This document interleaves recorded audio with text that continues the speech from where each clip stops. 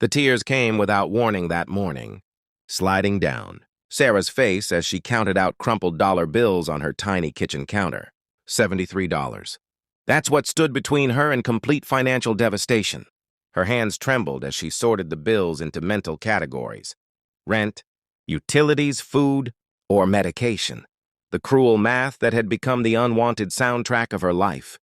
As a registered nurse working 60-hour weeks at St. Augustine's Hospital, Sarah had dedicated herself to healing others while her own life slowly unraveled.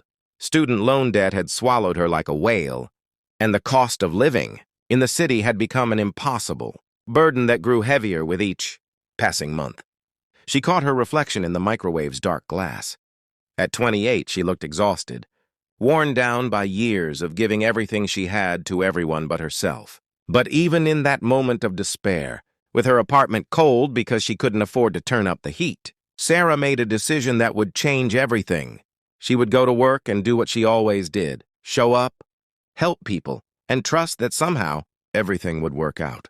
The hospital was its usual controlled chaos. That Tuesday morning when Sarah arrived for her shift in the ICU, the fluorescent lights hummed their familiar tune as she moved through her rounds, checking vitals, adjusting IVs, and offering comfort to patients and worried families. By early evening, exhaustion had settled into her bones like winter fog. Her feet ached, her back screamed, and she was dangerously close to tears again. That's when she saw him. He was sitting alone near the emergency room entrance, slumped against the cold wall like discarded luggage. An older man, maybe in his 60s, wearing clothes that hung from his frame like they belonged to someone else. His shoes were split at the seams, and his jacket had more holes than fabric. But it was his eyes that stopped her cold. They held a depth of suffering that went far beyond physical pain.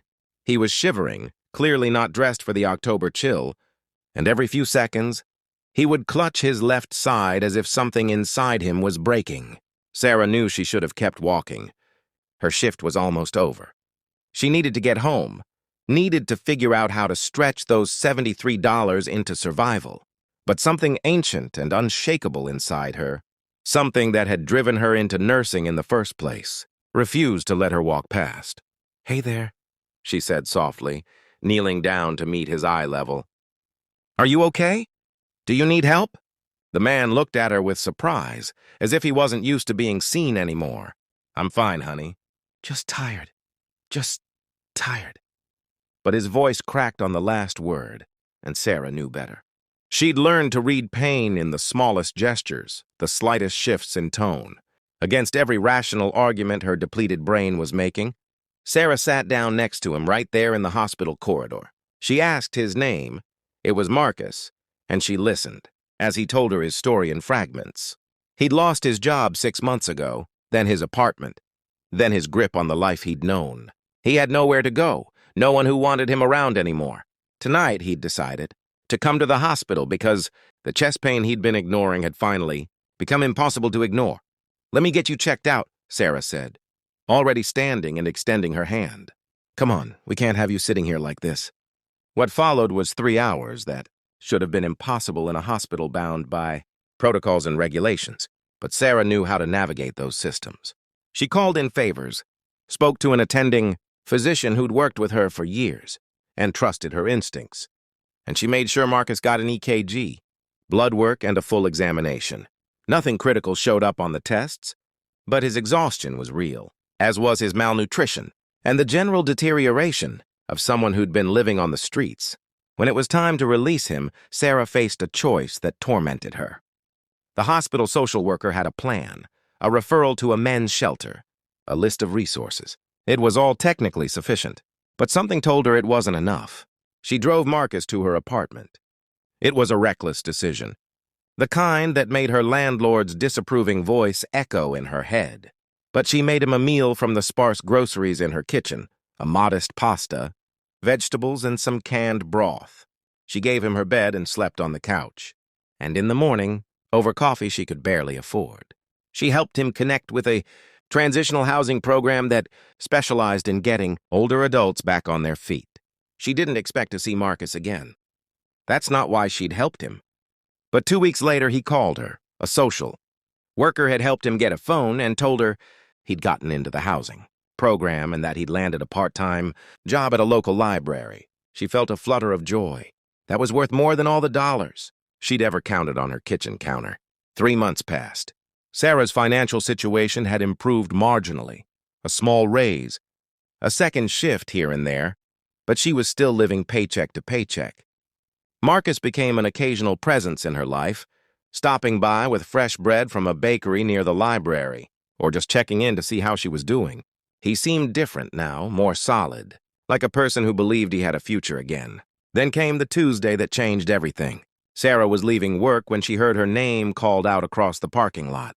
She turned to find Marcus walking toward her, but something was different about him. He was dressed in an expensive suit, his hair was cut neatly, and he moved with a kind of quiet confidence she'd never seen before. Her stomach dropped with anxiety. Had something happened? Was he sick again?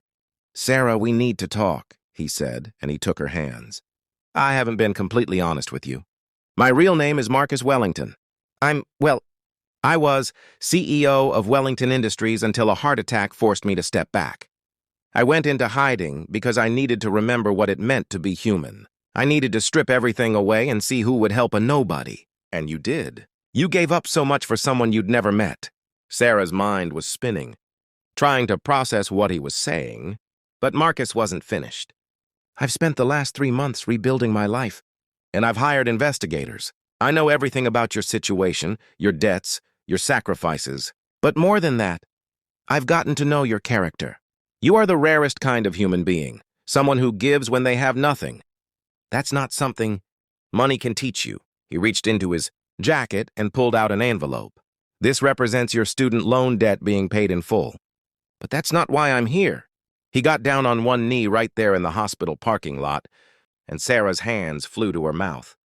"Marry me, not because of money, but because I want to spend my life with someone who believes in the power of kindness, someone who didn't help me because they thought I could offer her anything, but because she simply couldn't walk away from another person's pain. Will you marry me?" The tears that came this time weren't tears of despair. They were tears of validation, of being seen and valued for the exact quality that had nearly destroyed her financially. Through her sobs, she said yes.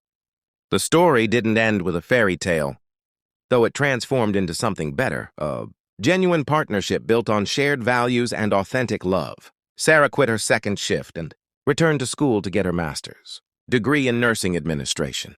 Marcus learned from her that real wealth wasn't measured in bank accounts, but in the impact you had on other people's lives. They built a foundation together that provided emergency financial assistance to healthcare workers in crisis, ensuring that no one else would have to choose between helping others and surviving themselves. Years later, when people asked Sarah how she met her husband, she would smile and tell them the truth.